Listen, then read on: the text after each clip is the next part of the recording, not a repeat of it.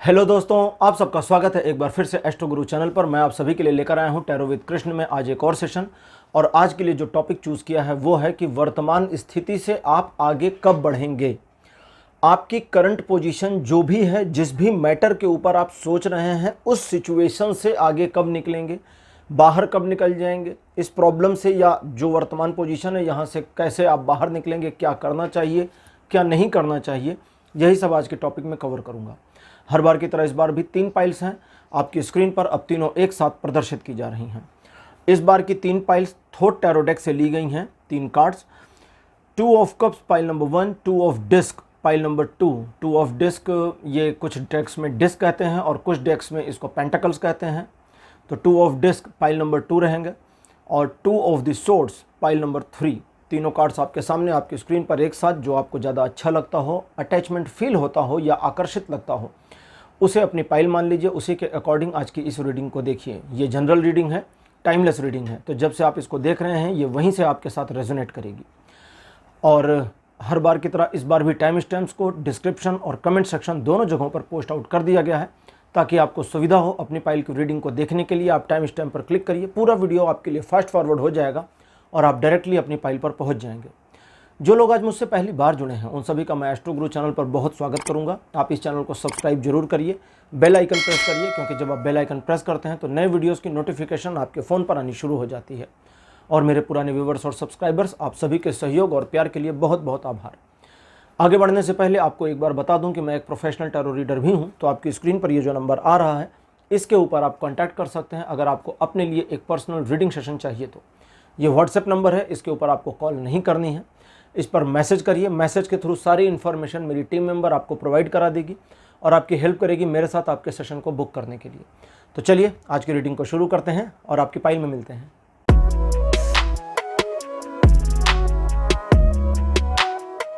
Hello, आप सबका स्वागत है आपकी रीडिंग में। आपने 2 ऑफ द कप्स को चूज़ किया था, जिसको मेरे बगल में लगा दिया गया है। चलिए आपके लिए रीडिंग शुरू करते हैं और देखते हैं कि आपके लिए आज क्या इन्फॉर्मेशन आती है कि अपनी वर्तमान स्थिति से आप बाहर कब निकलेंगे। अगर आप इस स्थिति में स्वयं को फंसा हुआ पा रहे हैं, तो अगर स्टक हैं और इस स्टक पोजीशन से बाहर निकलना चाहते हैं तो ध्यान से देखिए। अगर आपने पाइल नंबर 1 चूज़ किया है तो आपके लिए पहला कार्ड मेरे पास अपेयर हुआ है नाइट ऑफ कप्स का। कार्ड नंबर 2 आपके लिए जो अपेयर हुआ है, this one is high priestess. Third position पर आपके लिए जो कार्ड है, this one is queen of cups. Card number 4 आपके लिए अपेयर हुआ है 5 ऑफ सोर्ड्स। और आपके लिए लास्ट पोजीशन पर जो कार्ड अपेयर हुआ है, this one is tower. Tower का कार्ड अंतिम में आना काफ़ी ख़राब है। देखते हैं इन्फॉर्मेशन क्या आती है। ठीक है, टावर कार्ड आखिरी में आना बहुत बुरा है, अच्छा नहीं होता है। वर्तमान स्थिति में आप एक ऐसी सिचुएशन का सामना कर रहे होंगे जहां आप अपने आप को संघर्ष की पोजीशन में कह सकते हैं, और ये सिचुएशन आपके लिए थोड़ा सा क्रिटिकल भी होगी, क्योंकि इस पूरे सिचुएशन को हैंडल करना काफ़ी मुश्किल है आपके लिए। और इस मुश्किल सिचुएशन तक आप बड़े धीरे धीरे पहुँचे हैं, अनायास नहीं आए हैं। हालांकि आप सही रास्ते पर थे, लेकिन धीरे धीरे करके आप एक ऐसी सिचुएशन में पहुंच गए जहां पर अब आप अपने आप को फंसा हुआ पा रहे हैं। इसमें काफ़ी सारी गलतियां आपकी हैं। आपने चीज़ों को बड़े कैजुअली लिया और उन कैजुअल मोमेंट्स में आपने उन लोगों को भी कैजुअली ले लिया जिन लोगों को एक्चुअली सीरियस लेना चाहिए था, या जिन लोगों पर पूरा भरोसा नहीं करना चाहिए था।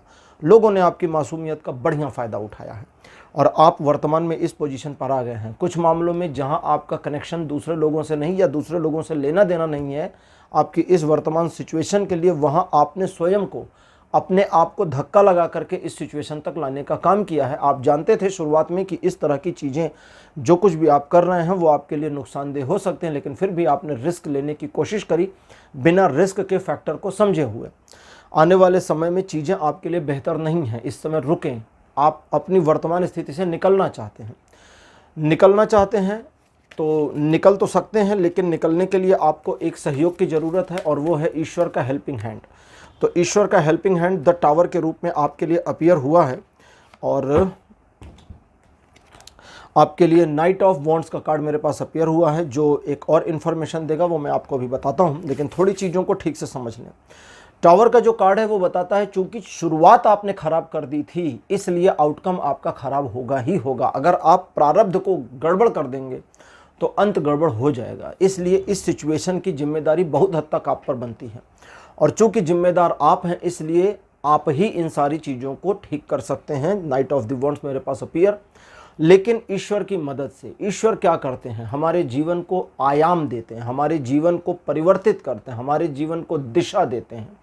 लेकिन उनके संकेतों को समझना इतना आसान नहीं होता, क्योंकि ईश्वर सीधी भाषा में बात नहीं करते हैं। देवदूतों में एक कहावत प्रचलित है ईश्वर के बारे में कि वे कभी भी सीधी भाषा में बात नहीं करते। ईश्वर के बारे में कहा गया है कि देवदूत उनके पुत्र थे, उनकी पुत्रियां थे, और वे उनसे सीधा संवाद नहीं करते थे, उन्हें संकेतों के जरिए ही जानकारी देते थे। और इसीलिए देवदूत कहते थे कि उनको जो चीज़ चाहिए उसके लिए वे कभी कहते नहीं हैं। ध्यान से सुनिएगा इसको, उनको जो चीज़ चाहिए उसके लिए वे कभी कहते नहीं, और जो चीज़ उन्होंने मांगी असल में वो उन्हें कभी चाहिए ही नहीं थी। इसलिए ईश्वर के संकेतों को समझना मुश्किल हो जाता है। लेकिन आपके मामले में ईश्वर आपकी ओर मदद का हाथ बढ़ा रहे हैं, आपकी सारी चीज़ों को खराब करके। जब देखिए, सृजन तभी हो सकता है जब विध्वंस हो जाए पुराने का। सनातन धर्मों में 3 देवताओं का, 3 भगवान का सबसे बड़ा महत्व है, जिन्हें हम ब्रह्मा, विष्णु और महेश कहते हैं। इनके नाम इसी सीक्वेंस में लिए जाते हैं। विष्णु ब्रह्मा महेश नहीं कहा जाता, या शिव महेश ब्रह्मा विष्णु, ऐसा नहीं। इनको कहते हैं ब्रह्मा विष्णु और महेश, ये सीक्वेंस है। ब्रह्मा जो सृष्टि का निर्माण करेंगे, विष्णु जो इसका पालन करेंगे, पोषण करेंगे, और महेश यानी शिव जो इसका संहार कर देंगे, खत्म कर देंगे, नष्ट कर देंगे। शिव को संहारक कहा गया है।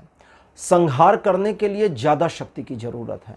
सृजन करना एक बात है, उसको पालना बहुत अलग बात है। लेकिन उस अपने ही बनाए हुए पूरे कार्य को, अपने द्वारा ही रचे गए पूरे प्रपंच या पूरी इस माया दुनिया को नष्ट कर देना बहुत कलेजे की बात है। और शायद इसी वजह से शिव विष पान कर सके जब समुद्र मंथन में विष निकला था।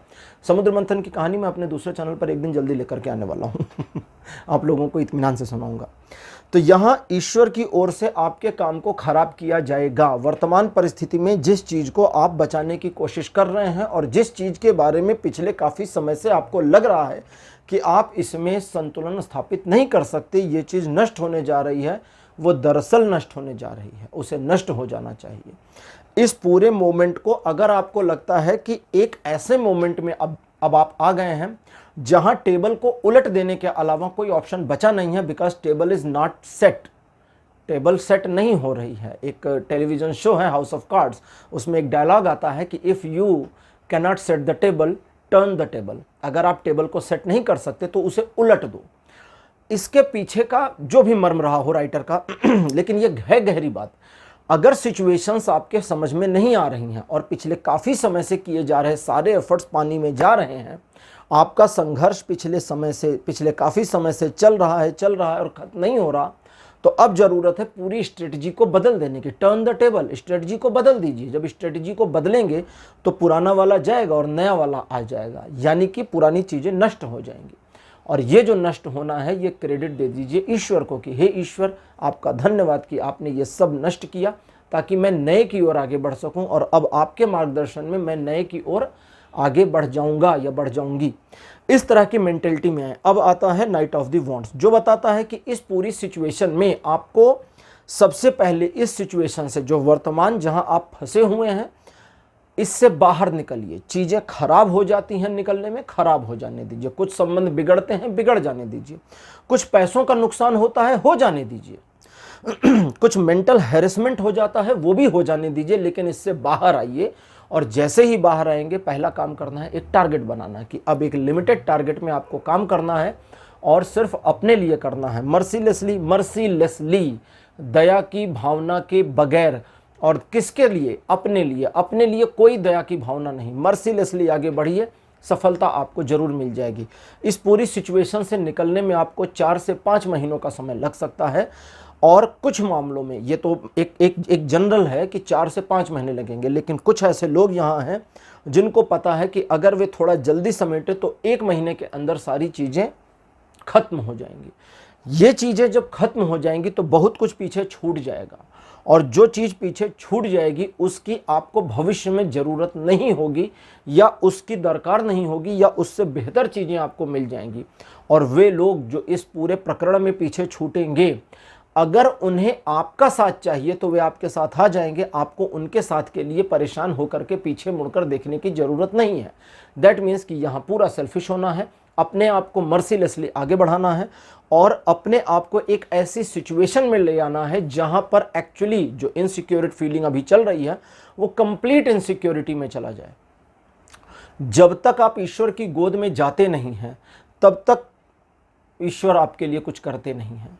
जब आप उनकी शरण में चले जाते हैं, अर्जुन ने गीता में भगवान श्री कृष्ण के आगे अपने आप को समर्पित कर दिया था शिष्य के रूप में। था तो सखा, था तो मित्र, बिल्कुल वैसा ही जैसे आपके दोस्त होते हैं, हंसी मजाक करने वाले, ठिठोली करने वाले, ताने मारने वाले, सरकास्टिक बोलने वाले। अर्जुन भी वैसे थे, लेकिन वहाँ उन्होंने स्वयं को शिष्य के रूप में समर्पित किया और कृष्ण ने उन्हें फिर गुरु की तरह ज्ञान दिया। तो ईश्वर आपको तभी आगे की राह दिखाएंगे जब समर्पण आपका पूरा होगा। तो इस सिचुएशन से आपको निकलना खुद होगा। कोई भी सिचुएशन ऐसी नहीं बनेगी जो आपको निकाल दे। 1 महीने मिनिमम, 4 से 5 महीने मैक्सिमम का टाइम जब आप इस सिचुएशन से पार हो सकते हैं। चीज़ें खराब होंगी, हो जाने दीजिए, खुद को आगे बढ़ाइए। सिचुएशन से निकलकर कुछ भी हाथ में नहीं बचेगा, खाली हाथ रहेंगे। एक टारगेट सेट करिए और उसके लिए काम पर लग जाइए। अपने टारगेट को अचीव करने में आपको ज़्यादा समय नहीं लगेगा। 1 साल के भीतर अगर कोई बड़ा काम है तो विद इन अ ईयर आपका काम ट्रैक पर भी आ जाएगा। वैसे ट्रैक पर तो 1 महीने से 2 महीने के भीतर में ही चीज़ें चलनी शुरू हो जाएंगी, जब आपको लगेगा कि हाँ अब सिचुएशन थोड़ी थोड़ी ट्रैक पर आ रही है, लेकिन वो पूरी तरह ट्रैक पर है ये समझने में थोड़ा ज़्यादा टाइम लगेगा, बट चीज़ें आपके फेवर में आ जाएंगी। तो पाइल नंबर 1 ये थी आपके लिए आज की रीडिंग। आज की रीडिंग आपको कैसी लगी, अपने अनुभव, अपने एक्सपीरियंस कमेंट सेक्शन में जरूर लिखिएगा। इस वीडियो को लाइक करिए, शेयर करिए और चैनल को सब्सक्राइब करना मत भूलिएगा। अगले वीडियो में आपसे फिर मिलूंगा, तब तक के लिए बाय बाय।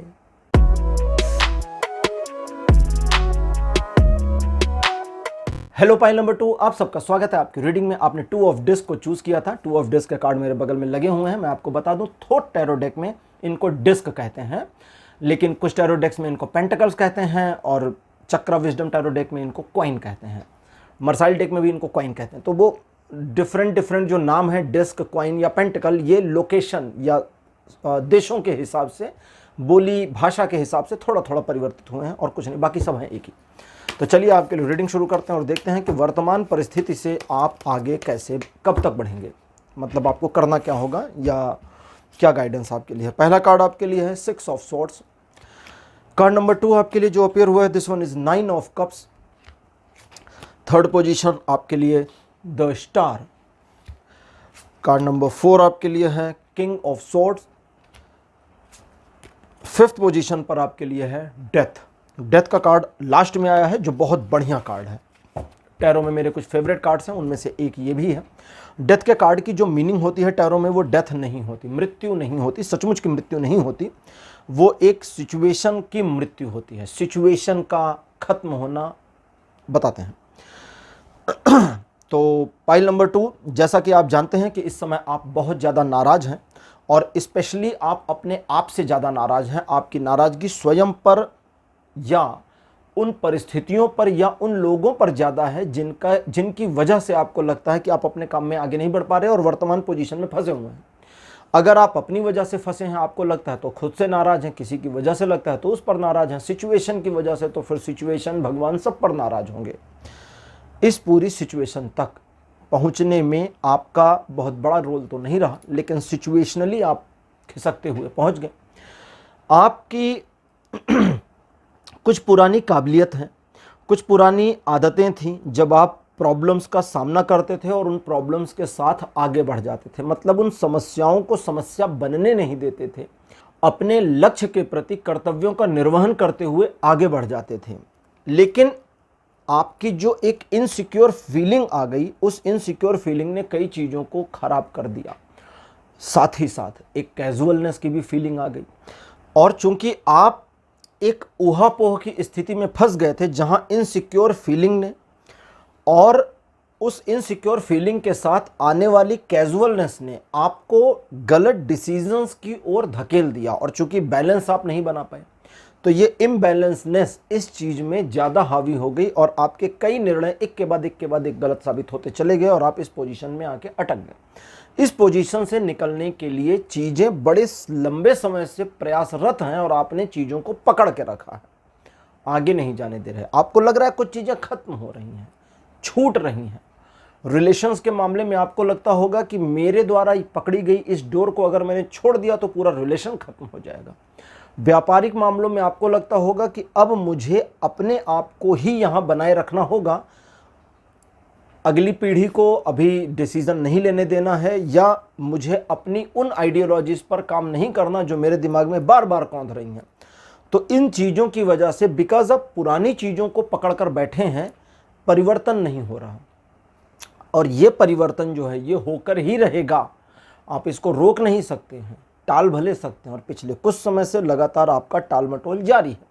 और चूंकि यह टाल मटोल चल रहा है इसलिए आप अपने आप में ही कुढ़ रहे होंगे, चिढ़ रहे होंगे, तनावग्रस्त हो रहे होंगे, एक चिड़चिड़ेपन के शिकार हो गए होंगे, और इस पूरी चीज़ की जिम्मेदारी आप पर बनती है। इस सिचुएशन से आगे निकल जाइए, क्योंकि ये जो परिवर्तन है ये आपके लिए बेहतरी के लिए आया है। ये परिवर्तन आपके जीवन को आयाम देगा, ये परिवर्तन आपके जीवन को एक स्थायित्व देगा। कैसा स्थायित्व देगा?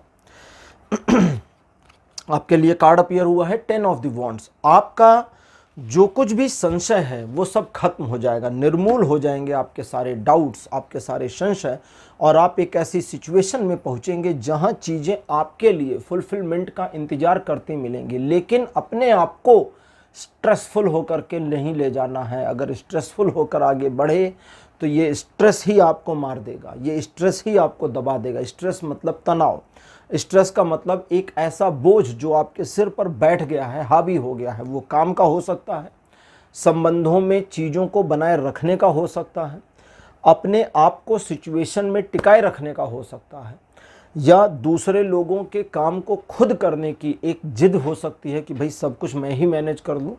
तो ये बोझ आपको बहुत ज़्यादा दुखी करेगा। अदरवाइज़ अगर आप आगे बढ़ें तो इन चीज़ों में, इस मामले में आपके लिए कोई नुकसानदेह स्थिति नहीं दिख रही है। ध्यान किन चीज़ों का देना है? सबसे पहला, ईगो को डाउन कर दीजिए। आपका ईगो आपके लिए किसी काम का नहीं रहा है, पिछले कुछ समय में आप ये लगातार देखते आए हैं। और दूसरी चीज़, जिन लोगों को आप गलत समझते आए हैं उनसे कोई नुकसान नहीं हुआ, लेकिन इसका ये मतलब नहीं कि उन लोगों से माफ़ी मांगनी है, ये नहीं करना है। उन लोगों से दोस्ती करनी है, ये भी नहीं करना है।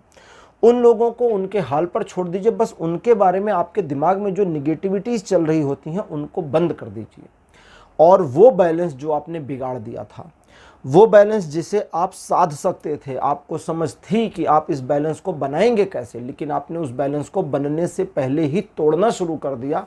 उस बैलेंस को फिर से बनाने की कोशिश करनी है। हो सकता है कि चीज़ें आपके पक्ष में ना मुड़ें अगर बैलेंस बन जाए तो। हो सकता है आप अपने आप को सक्सेसफुल ना देखें, हो सकता है आपके समझ में आए कि ये बैलेंस ठीक करने के बावजूद आप इस सिचुएशन से पार नहीं निकल रहे। कोई ज़रूरत नहीं है, वो वाइब्रेशन चाहिए जो उस बैलेंस को बनाकर आ जाएगी। और अपने आप को इस चीज़ के लिए प्रेरित कर दीजिए कि आने वाले समय में जो परिवर्तन आपके लिए आ रहा है, ये परिवर्तन एक दर्द को लेकर आएगा, एक पेनफुल सिचुएशन जिसका आपको सामना करना होगा। और आप उस पेनफुल सिचुएशन से भाग नहीं सकते, उस पेनफुल सिचुएशन से बच नहीं सकते। और क्योंकि बच नहीं सकते और भाग नहीं सकते, इसलिए आपको उसे स्वीकार करना होगा। एक्सेप्टेंस बहुत बड़ी चीज़ है। ये परिवर्तन जो डेथ का कार्ड बताता है, इस परिवर्तन में दर्द जैसी कंडीशन का सामना करना पड़ता है। एक पेन जो आपको कई महीनों के लिए हैरेसमेंट की पोजीशन में ला दे, आपके अपने माइंड में सिचुएशन हैरेसमेंट के लेवल तक, एक्सट्रीम तक पहुंच जाए, समाज में आरोप लग जाए आपके ऊपर, लोग आपके ऊपर विश्वास ना करें, आप एक ऐसे पेनफुल सिचुएशन को देखें जो आपके जीवन को और नष्ट कर रहा है और तबाह कर रहा है। लेकिन इस सिचुएशन में पहुंचते ही, शुरुआत होते ही आप ये मान लें कि ठीक है, ईश्वर ने मेरे लिए जो परिवर्तन सजेस्ट किए हैं, जो परिवर्तन ईश्वर ने मेरे लिए चुने हैं, उन्हें मैं स्वीकार करता हूँ, उन्हें मैं स्वीकार करती हूँ। तो आपके लिए इस चीज़ से, इस ट्रॉमा से, ट्रॉमा मतलब उस सिचुएशन से होने वाले दर्द का एक पूरा ऑरा जो आपके ऊपर बन जाएगा उसे ट्रॉमा कहते हैं। कि जब आपका माइंड इस चीज़ में बहुत ज़्यादा परेशान हो, बार बार वो बातें आपको याद आएँ और पेनलाइज करें, तो इस पूरे ट्रॉमा से आप बहुत जल्द 1 से 3 महीने के भीतर निकल सकते हैं। अदरवाइज़ आपको 6 से 10 महीनों का समय लग सकता है इस ट्रॉमा से बाहर आने में, अगर ऑटोमेटिकली निकलने की कोशिश करते हैं तो। लेकिन इंटेंशनली अगर आप इन सारे परिवर्तनों को स्वीकार कर लेते हैं तो 1 से 3 महीने के भीतर सारे ट्रॉमा से बाहर होंगे।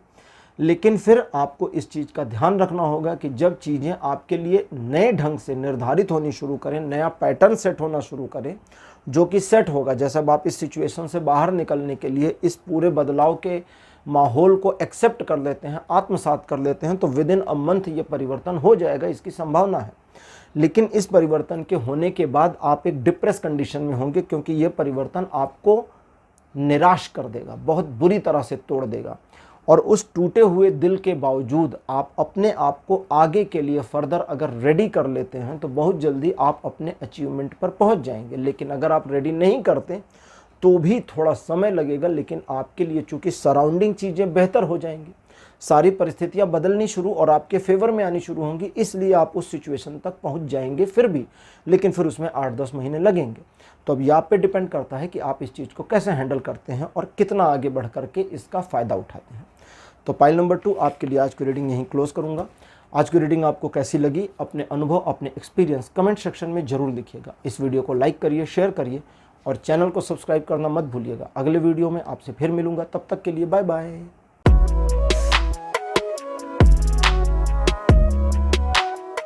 हेलो पाइल नंबर 3, आप सबका स्वागत है आपकी रीडिंग में। आपने 2 ऑफ सोर्ड्स को चूज़ किया था, मेरे बगल में कार्ड आप देख सकते हैं। चलिए अब आपकी रीडिंग शुरू करते हैं और देखते हैं कि आपके लिए क्या आता है। टैरो आपके लिए क्या इन्फॉर्मेशन लाते हैं कि अपनी वर्तमान परिस्थिति से, अपनी वर्तमान कंडीशन से आप आगे कब निकलेंगे, बाहर कब निकलेंगे। आपके लिए पहला कार्ड मेरे पास अपेयर हुआ है 6 ऑफ कॉइंस। कार्ड नंबर 2 आपके लिए मेरे पास जो अपेयर हुआ है, this one is wheel of Fortune. Third position पर आपके लिए है टावर। फोर्थ नंबर आपके लिए है 7 ऑफ सॉर्ड्स और आपके लिए लास्ट कार्ड है एस ऑफ कप्स।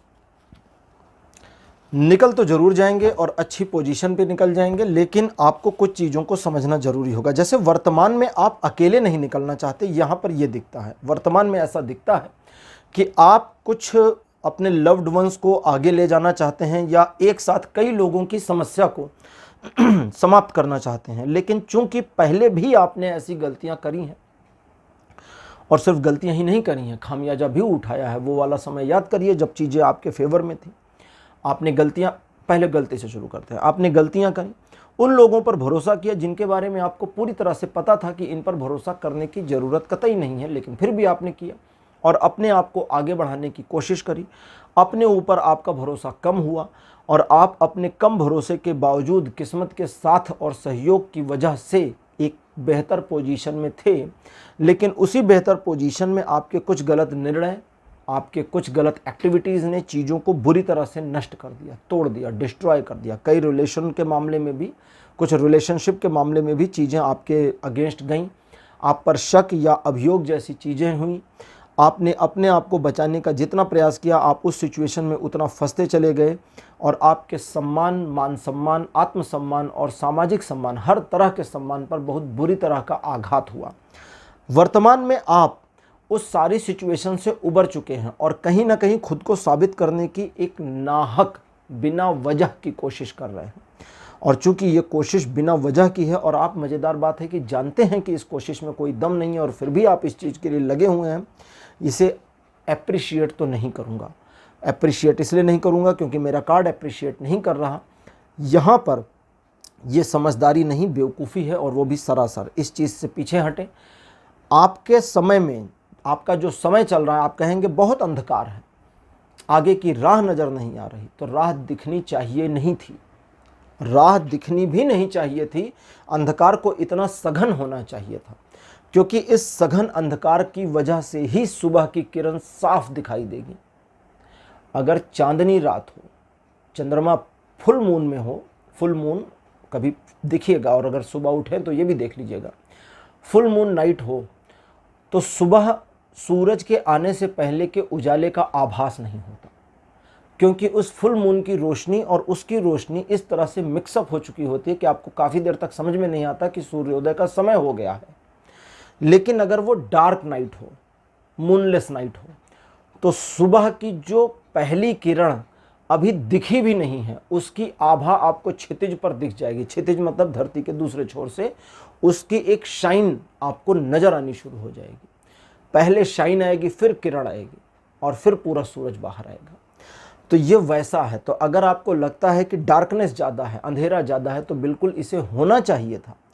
क्यों होना चाहिए था? क्योंकि अंधकार में ही ईश्वर की उपस्थिति होती है, प्रकाश में ईश्वर की उपस्थिति होती है। ये तो हम इंसानों ने गढ़ा है, ये तो हमने जानबूझकर लिखा कि ईश्वर प्रकाश का स्वरूप है।